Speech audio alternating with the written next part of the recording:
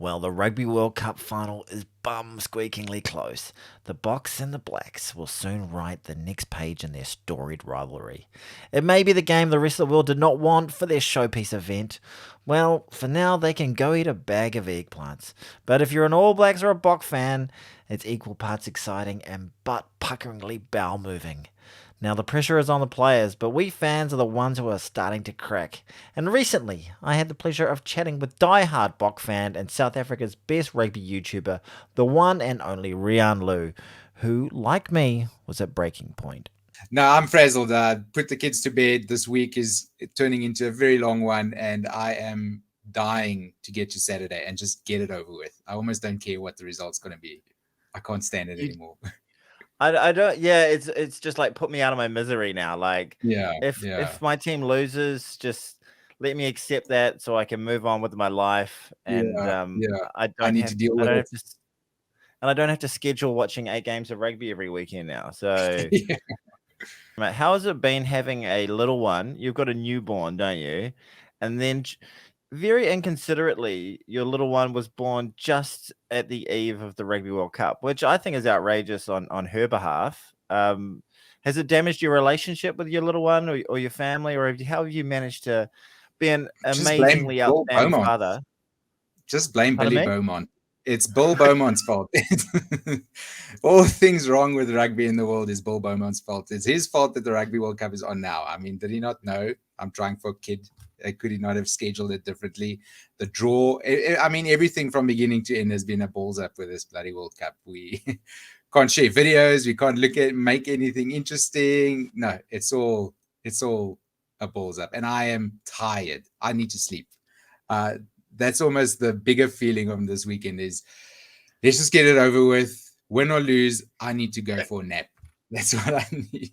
Yeah, right. Yeah, like, so the thing you're really looking forward to is, like, instead of having to watch a rugby game, you can actually really dedicate that to what your body needs, which is just solid power sleep, essentially. Yeah.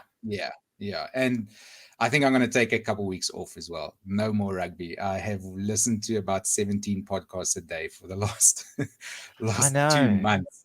Yeah. I'm feeling about the same. It's like just rugby fatigue syndrome, essentially, just sitting in. Like, it's been incredible rugby. Yeah, it's been great rugby to watch, especially in the last couple of weeks. I was thinking about you last weekend. I was thinking, how is Riaan doing as he's watching his beloved Springboks lose to England? 15 minutes to go. I had you guys out the door. I was thinking, geez, what are England going to bring to the final? Not even something I'd considered at all. Were you having kittens at the time? What is Riaan LOUW's coping strategies when it's just high knockout rugby stress? Oh, I think we were, because I was sitting right where I'm sitting now. I was watching it on my computer because this is the office. You know, it's 9:00 at night, kickoffs, kids are in bed, the wife's in bed. But I was on Discord with my best mate. He's sitting in his office at his house with his baby, both of us together, but alone. And we just kind of sat watching it. And then over the course of the game, the window would get minimized more and more into the top corner of my computer screen. And I would be opening Solitaire or Bejeweled and just play that. And then whenever something happened, I'd be like, oh, wait, what happened there? And then, no, it's shit. Go back to play Bejeweled and talking to my mate until Ox came on. Then everything was maximized again, and we were totally in it. But yeah, you just kind of push it to the side and think about dealing with it tomorrow. It was not fun. This entire country, I don't know if you've seen how many kids were crying because of that game. It was way too stressful. But we won, so I went to bed happy. You did. You smashed them by a point. Well done. Yeah, absolutely. Yeah, and never in doubt. Like a remarkable game for a lot of reasons. And there was like only one sort of smug, satisfying point from an All Blacks fan. I was just like, now you know how it feels when a team just is relentlessly box kicking you and your back three isn't handling it quite well, and you just don't have a chance to get your game, going, and you're kind of getting dominated up front. I was like, that's what it feels to getting what it feels like. It was not the self-reflection I needed in a rugby match. Like every time they've set up that caterpillar ruck and bombed it, I was like, these guys, I hate them so much. And then I would just think to myself, is this what everyone sees us? Is this how they see us? Is this exactly what it feels like? Oh my goodness, I hate our game plan. So I'm glad we've expanded a little bit from there at least. Yeah, exactly. Yeah, relentless human centipedes, just one after another, after another, after another. Yeah, it's they need to do but it's something about effective. that. It's effective if it works, but I think you like in terms of like a standout moment for one single player that Oxenshea has just has put himself on the world stage as probably the preeminent prop out there at the moment. What's Ox's full name? I think I heard you say it on something other.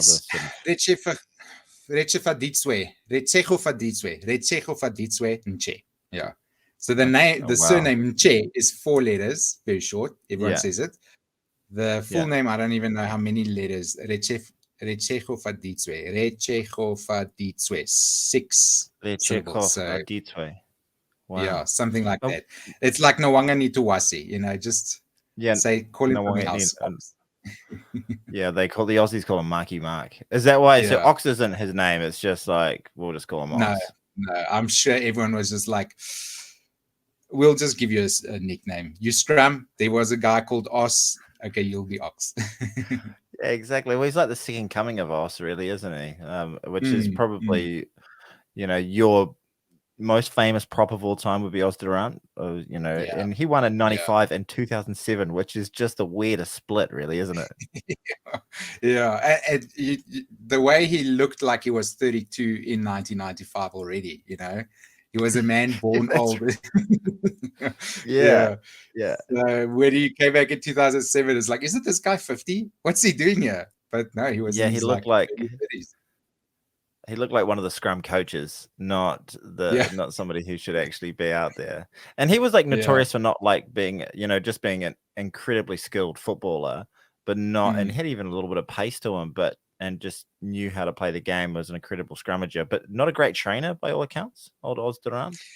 Yeah, no, I think in those days with it still being, fairly amateurish, even up to 2003 around there, I think he was more like, I work on a farm. What do I need to? Because he was a proper farmer, like in the Free State, in the heat, 3 mils of rain a year farmer. So that man was wrestling cows and stuff his entire life. I don't think he was there to train. Exactly. He didn't need to. I didn't need to run laps.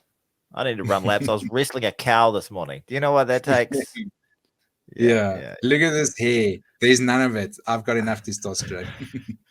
Yeah, I saw your rugby update, and you're right. It's stark comparison to the week before where you had that jet black lustrous locks, and now you look like you're a handsome man. I'll give you that, but the old salt and pepper has come through a little bit more just over the course of a week. Quite incredible. I've gone full Fozzie. That man, I'm like him.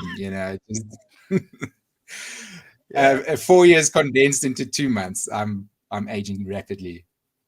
Yourself though, you must have been happy. You had a nice chill night watching rugby.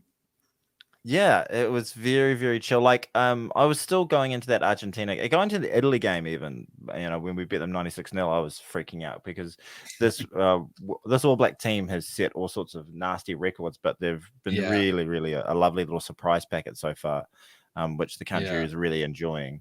It's quite remarkable that we're in the final, considering what we went through over the last 4 years, in terms of how the team picked you. Performed. No one else did, but the bookies picked you. No one else. Even though they had this awful run over the 4 years, I think their win record was still like 71, 72% or something like that over that period. Yeah. We won the last 2 rugby championships, and we still, known as the worst All Black team of all time. Well, it's definitely of the modern era, but it's going to be a remarkable story up there with kind of the Beaver and Fozzie story of redemption will be those ones that will go down in folklore if they are able to get the job done on the weekend. Yeah, that's right. Good couple of Waikato boys. Put them right up in Hamilton, right next to the sign telling people not to drink the water because of the STIs in the water. That's what Hamilton used to be known for. Hamilton used to be known for having the highest proportion of chlamydia per head capita back in the day. Oh, nice. Yeah, there you Party go. time. Fun fact, you'd fit in really well down there, Riaan. Yeah. You really would. You would. But in terms of the vibe, the Marbo, how are the people of South Africa feeling this week after 2 weeks of harrowing stress? Is there optimism? Is there excitement, or is it just like you're saying, like, please Lord, let this be over? Can we just stop having our Saturday I think nights it's a ruined little by bit of horrific both. stress? It's disbelief that we're there again, because I don't feel like everyone really thought we could get through France ourselves. We've been losing to Ireland constantly, and we thought, oh, France, that's going to be a tough one as well. But as soon as we made it through them, we were like, okay, actually we're quite good. Even the Twickenham thing where we smashed you guys, no one really took that very seriously. I don't know about if New Zealand did, but we were all like, those guys were holding back. They weren't even doing anything. I don't think you guys were even competing at the lineouts, so we didn't take that too seriously. But once we beat France, which you could tell everyone was very, very happy about, we thought, okay, free ride into the final. England will be a breeze. And then that happens. So when you're not prepared for that to happen, I think it hits you twice as hard. So after that match, the whole country just breathed a sigh of relief. Sunday morning was quiet. They were even, I tell you, I shit you not, like after the England game, after we won, usually it would be like, okay, job done, 30 points to 12. Let's get ready for this final. No, music started. It was 11:30 at night and people started partying around my neighborhood like we had won the final. Just because, okay, we made it through that shit again. Let's hope this week is good. And let's hope. Jeez. Let's hope, mate, for you guys. Not too good. And do you think there's going to be like a detrimental toll that's going to be placed on the team going through, 2 1-point victories that were, relied on the long boot of Andre Pollard in both games? Do you think there's going to be a emotional and mental fatigue that is going to be hard to bounce back from? It almost seemed like when the Springboks started the game in the weekend, they were a touch flat, which is very rare. You don't see the Springboks flat very often. Yeah. Or do you think it's a World Cup final? This is the game that you find a way to get up for?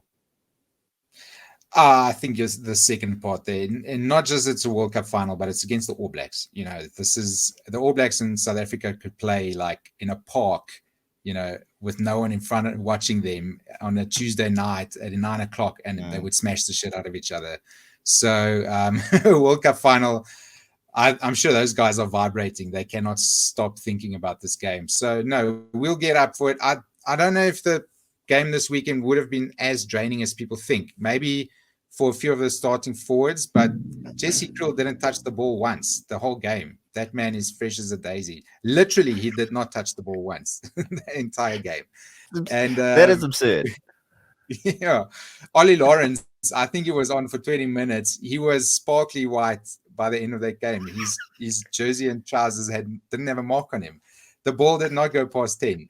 So at least those guys are fresh. It's the forwards that's the issue. But we have Jasper Visser waiting in the wings. So we've got a few guys that are fresh. We've got Jean Klein, Argus Neyman. So there's a few things we can work on. I think the biggest issue is maybe Steven Kitsoff. He's been a bit off for the last few weeks. He looks like a tired man. Yeah.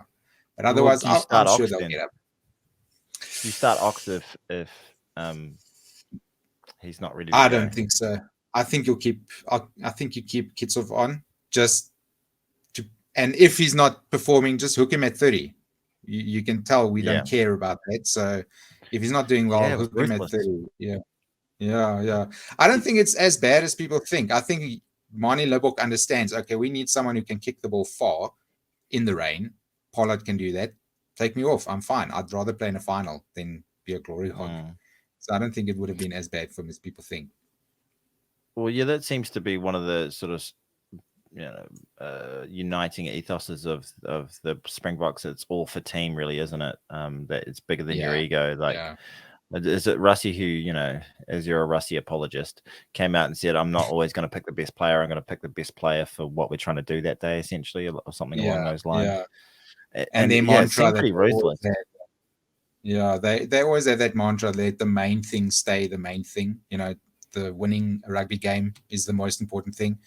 No one cares how good your highlights look if you don't win anything. So they all know the main thing is winning. Well, at a World Cup, in between World Cups, apparently that's not the main thing. So How does that sit with you? Do you want to have a little bit? It's a kind of a different question than leading into this weekend, but why not? That sort of all your focus, everything is about that 4-year cycle and peaking for that 4-year cycle. And does that sort of somewhat devalue those games in the middle? But because for me, I think test matches, in between World Cups are hugely important. They're the biggest thing in the rugby world going on that year.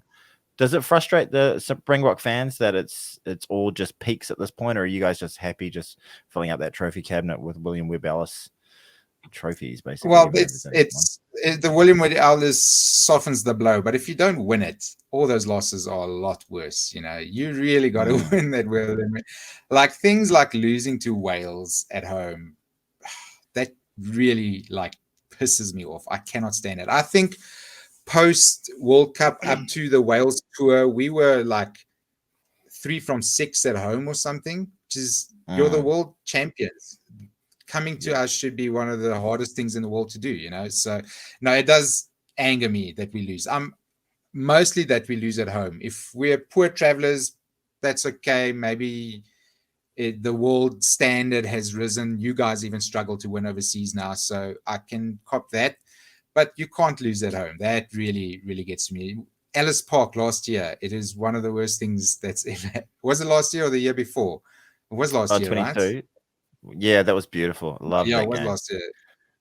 I mean, I can't remember the last time we beat the All Blacks at Ellis Park. That's a happy hunting ground for you guys now, So that really gets to me. At least it's usually only you guys, but losing to Wales, losing away, I don't know. I can't stand it. I want to win everything. It really, really grinds my gears that we don't win everything. And no rugby championships. That's the worst of all.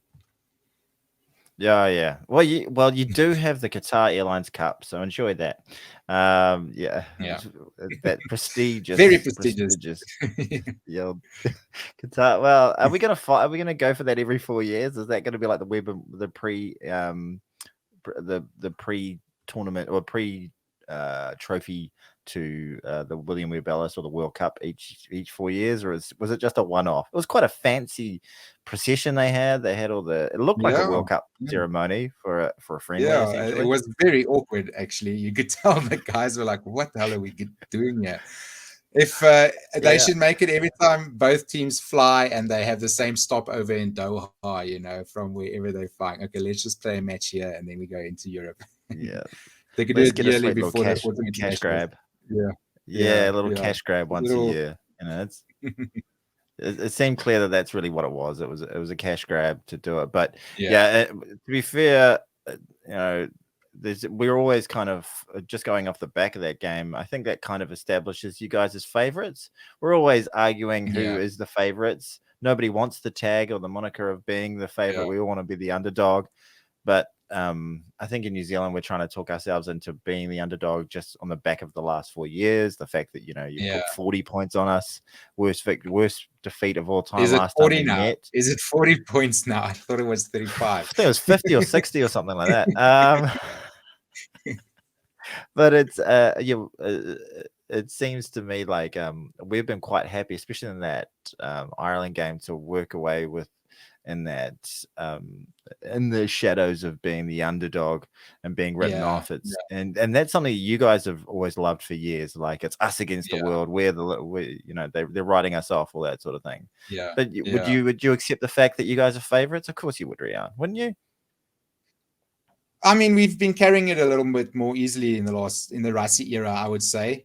Before that, it was usually just a thing we would trip over to a loss. But I mean, I don't think the All Blacks have ever had a problem wearing the favorites tag. You guys have been carrying that thing around like nobody's business. It's just now recently. Maybe that's why you lost the prestigious Qatar Airlines Cup, so that you could be like, oh, well, we lost the last one, so We must be the underdogs. It was a cruel price to pay by losing the prestigious Qatar Airlines Cup. But no, I think being the favorite of World Cup is particularly difficult, and I think maybe France and Ireland struggle with that a little bit because other teams do raise their level and they sharpen their sword. And if you just go out and think if we just do what we've been doing over the last 4 years, we'll win. It doesn't always happen, and we've learned that in 2007, 2003, and 99. Being overwhelming favorites for all of those tournaments and then just pooping the bed when the pressure comes on. I know there's been a lot spoken about Oxen Shay, but I thought the rest of your reserves who came on, particularly Snyman, I think he offers something really, really different. He's the only man to get any offloads in that game. I think he got 2 offloads. The way he can sort of poke his head through, poke his arms through a gap and get an offload away, it's a real point of difference. And he seems like a very, very handy man to bring on. Do you think that the makeup of the bench changes from 5-3 to 6-2 this week, or is it just going to be, it's almost impossible to pick what Rusty's going to do? But what's your gut telling you in terms of the makeup of the bench this week? I think with it being wet, because I think it is now confirmed maybe that it's going to be wet, I think we might see a 6-2, actually. I think we need to figure out our mauls. They have not been going very well. Our maul, variations have been done well, but the actual mauling has not been going very smoothly. So I think we would want maybe a Klein or Archia to come on the field if things are not working out so that we can just have a better maul in the second half. So I would think 6-2. For me, it would make sense to do that in a heavy, wet game. We can tie up your rucks, slow your ball down, stop Aaron Smith from getting it away quickly. Because once Bowden just looks to be in that kind of form, those little dinks over the top and regathers, and then Will Jordan is always there. We got to stop that man. He cannot score 9 tries in the World Cup. Just chill out on him. He's not that much. No, it's not. No, he must not. Then he goes past Savannah. No, we need to be somewhere there. Well, I think Moanga's got held responsible for that. That should have seen the pass. I think you're right in terms of it going to a 6-2 split. So what does that mean for Mani Lebok and Andre Pollard? Because you consider them, they'd still have maybe Willie LaRue and Faf de Klerk, or maybe Faf starts this week.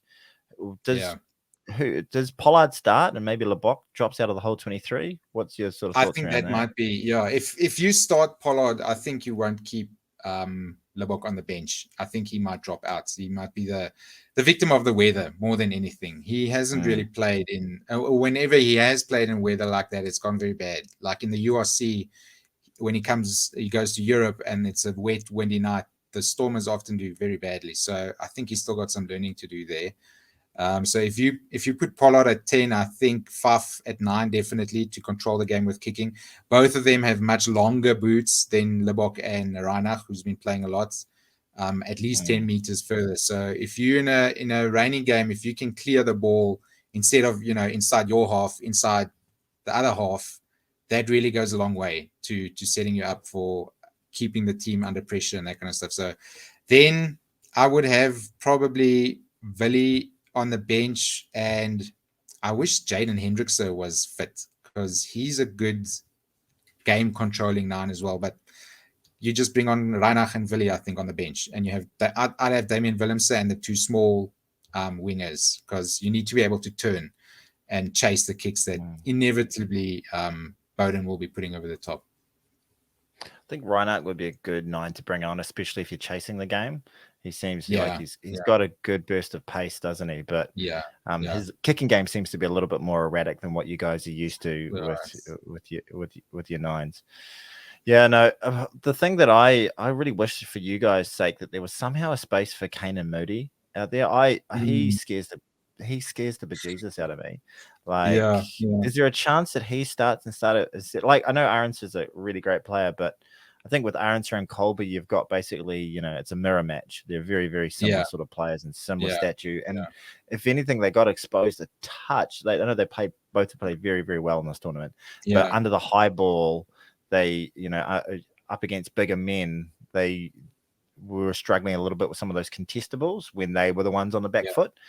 Do you keep Arendse on? Has he enough runs on the board, or is there just like something at Rusty's sleeve where they say let's unleash Kanan? I could see Kanan on the wing. I wouldn't put him at 13 as a lot of people want now. I mean, he's 20 years old. He doesn't need to be a starting Springbok already, let the kid grow a bit. People have wanted him in the quarterfinal and the semifinal already. I'm like, chill out, guys. This is like, he's a child. But Arendse, he had a bit of a tough one. Colby caught quite a few actually in traffic, and he did well. I think it was Arendse, especially those little low over the skidding into the 22 kicks that he bobbled. So, but would Arendse or Moody both have done the same there? Arendse at least has a couple of years under the belt. If you put Moody in that situation, why would he do any better than Arendse? That's my question. Just because he's taller doesn't mean he's going to be able to handle pressure the same way. It's still a ball that you compete for. So I don't know. I wouldn't be upset if they start Moody, but I don't think Arendse has done so badly that you drop him cold. I like the two smaller wingers because they turn and chase back a lot better. They're tiny, they accelerate quickly, they can scramble, which is something we've had to do a lot because peeps keep getting past us in the trams. So those two guys, I like them for the turnaround and chase back. Yeah, they don't really have like the turning circle of like the Titanic or anything. They can just zip and go. And they are, and I think for the South Africans, they've shown that when they do get half an opportunity, they do have that magic in them as well. And they've counter. Yeah, and Colby's he's a big game player, isn't he? Like he's got it to take those moments, and that's something that we kind of pride our wingers on as well. So I think the winger battle with Will Jordan and Talia. You think it would be Talia? No Leicester, no. Nah, I'm pretty confident it will be Talia unless he's gone out in the streets of Paris and done something else dodgy. So I'm pretty confident that yeah, just loving life, just getting into it. Maybe he just had too many Pinot Chocolats one night or something like that, and just just got into it. He is just such a quality. Talia plays for my provincial team, North Harbour, and obviously the Blues and stuff. So I've been watching him for a few years, and if that guy, I think we're only scratching the surface with how good that guy can be. He's I hope that he has a proper magic moment. I confused him for a while. Was it Osborne who played for the Highlanders, I think. Was also bald-headed winger, come fullback, mostly winger. I think his name was Osborne. I can only think of Glenn Osborne. Maybe. I don't know. Anyways, but you seem to have a few of these bold wingers around, which is pretty rare. And then, Talia just came through. I remember clearly watching him starting when I think we were still in Super Rugby, and he was already making some waves, not like he is now. But it's that South African blood in him, you can't keep a good Safa down. And he's the perfect combination of genes, South African and Islander, and look what you have, the best winger in the world, untacklable. He's just got this ability of looking like he's been tackled, but somehow the player just falls off him, and then another man jumps on it. He's just covers himself with grease or something. I don't know. It's just really quite remarkable to watch. And there have been a few times within Super Rugby, there'll be times where you see players take hit ups within the 22, and he'll take a hit up trying to take some pressure off, but just the leg drive, he just keeps on going and somehow finds his way to the line. He is quite a threat. He's like he's been built in a lab essentially with that. I think he's got I think he's South African, Samoan, and I think he's got some Kiwi blood in him as well. He's got some Kiwi blood, and he a little bit. And it's almost like just he's been brewed as bred as the perfect number 11, which is a very, very famous shirt. In terms of for you going into this game, do you think it's going to be a great game? We've seen some classic games between the South Africans and the All Blacks. I think of about 1996 in Pretoria as maybe one of the best games I've ever seen in my lifetime. But it's when you look at all the different dynamics of the team, the back three, the front rows, the back lines, there's so many sumptuous matchups. Is there any matchups for you that you're most excited about? As you call him, dog roll and the ref. Yeah. Those two will be great to see. How dare you, sir? How dare you? No, I don't know. I think probably maybe it's the final Airborne Etzebeth versus Retallick battle we'll ever see in black and green, you know. So that one's a good one. I'm very looking forward to the Battle of the Locks and Sam Whitelock coming on later. That's like, you know, rugby heritage. That's just law over there. And then Audi and I don't know if Kolisi will be playing the full 80. I think they've been emptying very quickly and then taking them off. So Audi and whoever's left, that battle will be great to see. And then maybe Audi, Dion Fourie in the second half, because they don't often sub surveyors. So I think those two in the second half, that will be something to see. That's what I'm really looking forward to. In the back line, I don't know. Mwanga, Pollard, they two different. Aaron and Faf, if the two of them are up against each other, I'm very keen for that as well. Especially if this is Aaron's last game as a All Black. I mean, I love Aaron Smith. He is one of my favorite players of all time. The best pass I've ever seen. Just the loudest, screechiest little voice behind them all. I mean, I will miss every second of watching that man playing, and just him and Faf going at it behind a ruck under someone's posts. I can't wait to see that. It's going to be great. Sounds like you're describing a sexual encounter. Him and Faf going at it. That's what rugby is to me. Okay, it is sexual. It's arousing for sure. Yeah. Just to touch on the one player you mentioned there that got me thinking of a player that hasn't got a lot of plaudits, but it's just come out of nowhere in terms of, it's been around for a long time, but nobody saw this happening a couple of years ago. Dion Fourie, like he has not let anybody down when he's come onto the field, and just coming on in the most random roles. Like he's like, Mr. Fix It, just throw him in anywhere. Oh, we need a winger, chuck Dion on. Like, like playing, it's so different playing the roles of hooker and flanker. Like it's quite remarkable that he's been able to do it. Has he got a bit of like a cult following over there in South Africa, or is he just under the radar and not getting the plaudits? It's so weird. Like he was playing in France for so many years in Lyon.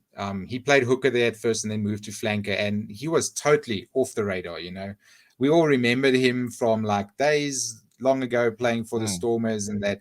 So he came back to South Africa under no big hype or anything like that. It wasn't like, oh, Dion's coming back. It's just like, oh, Dion Fourie, I remember that guy.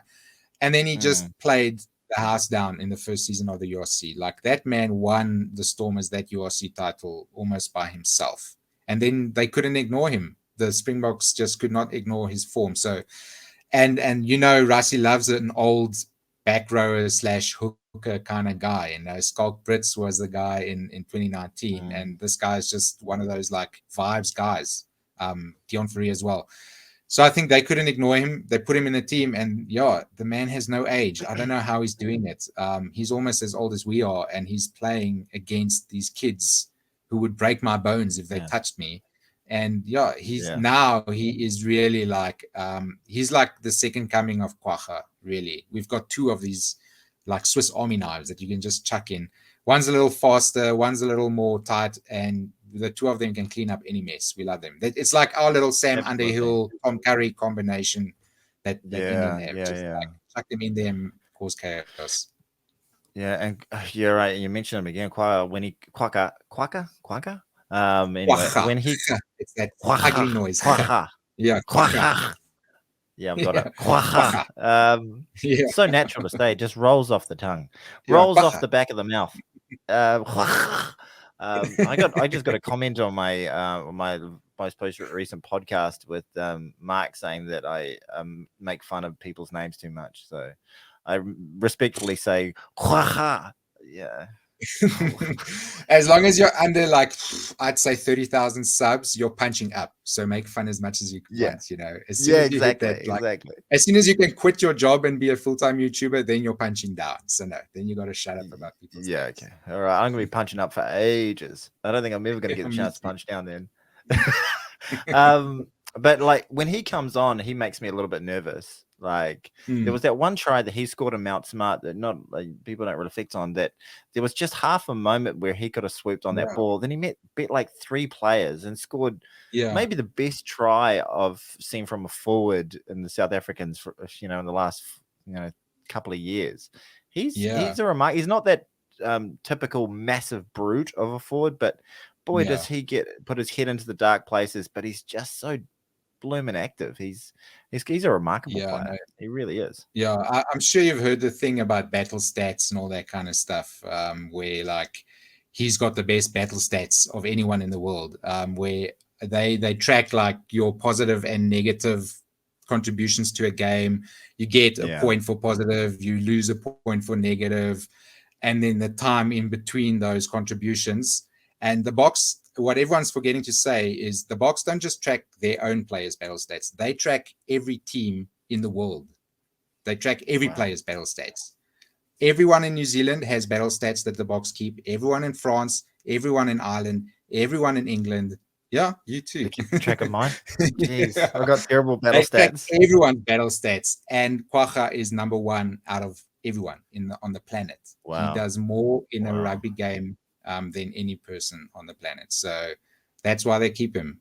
He's just that crazy. He does not stop going. And you put him on for the last 25 minutes, and he's just a typhoon of craziness coming on.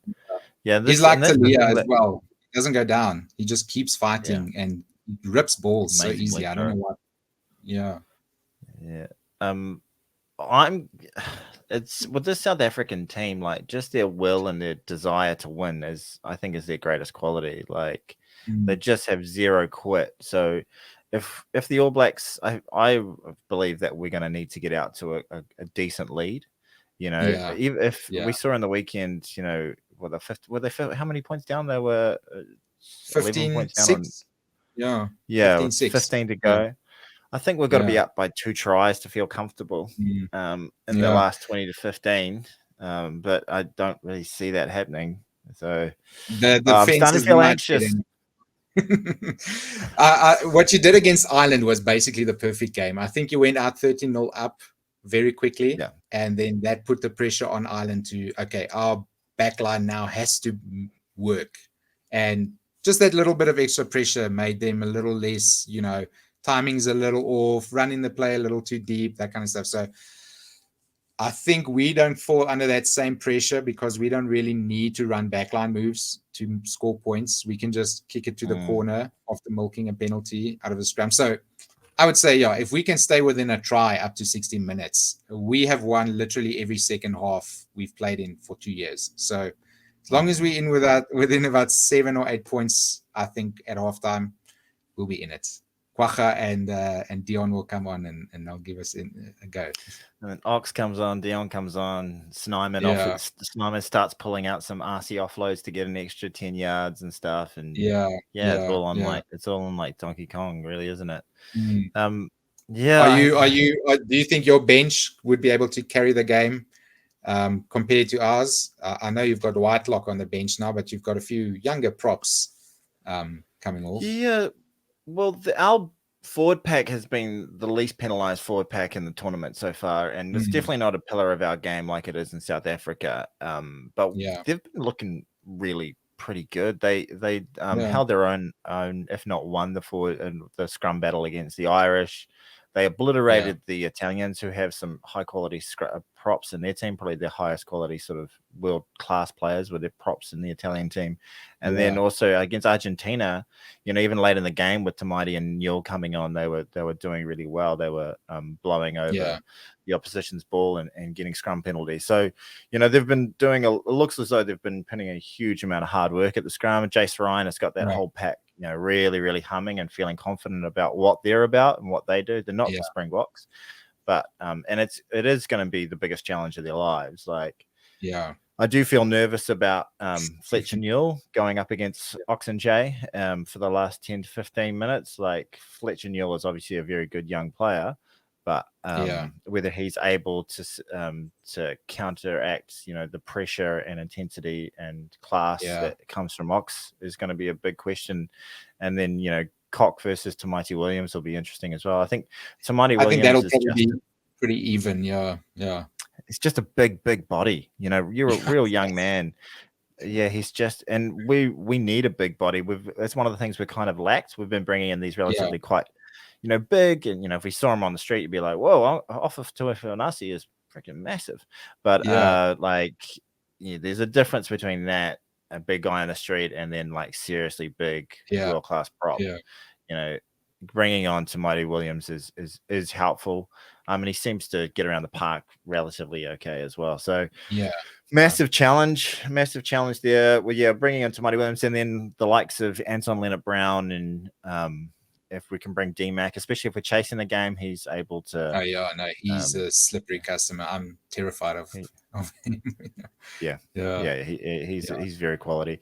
I think for us, we go into it as a fan, I'm sure the All Blacks, the pack themselves, they want to be as dominant as they possibly can and win all the battles they can. But as a fan, the key has always just been like, especially against the Springboks, it's like, if we can get parity up front, if we can get clean set piece ball, we can win.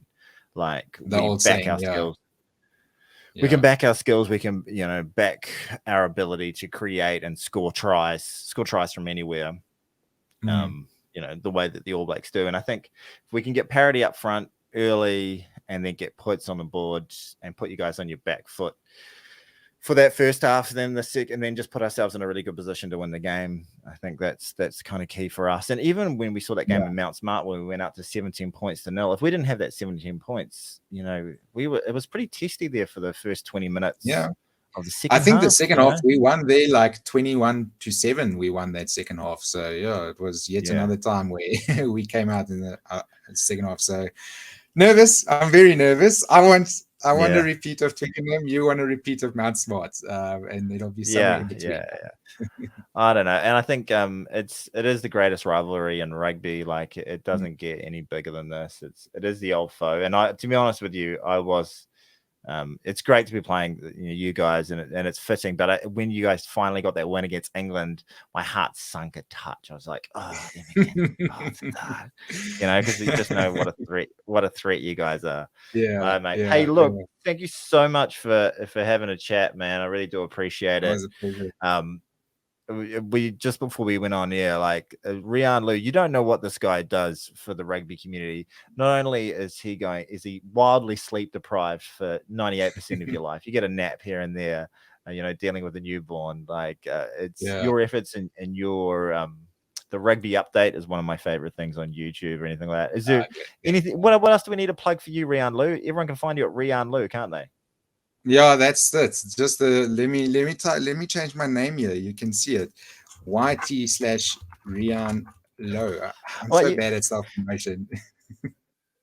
I'll put your links in the description. And and any decent podcast has you on as well. I heard you the other day. I was driving up north and I listened to you guys and the blokes from the Raw Rugby podcast. And, you do a great job on those guys as well, mate. Yeah, and I'm going to be on one maybe tomorrow night, and maybe Sunday night I'll be on one as well, and then I'll be all rugby out. All rugby out. Or even I made it onto a podcast. I mean, on the Rugby Bits podcast, they recorded it last night. They must be scraping the bottom of the barrel to have me on. So you're in rarefied atmosphere there. They number one in SA. Yeah, they're good. Yeah, they seem like lovely blokes as well. Yeah, it made me feel very anxious. They referred to me as an expert, and I was like, "What the fuck are they talking about?" Imposter syndrome. I'm dealing with it every day of my life now. Yeah. All right, bro.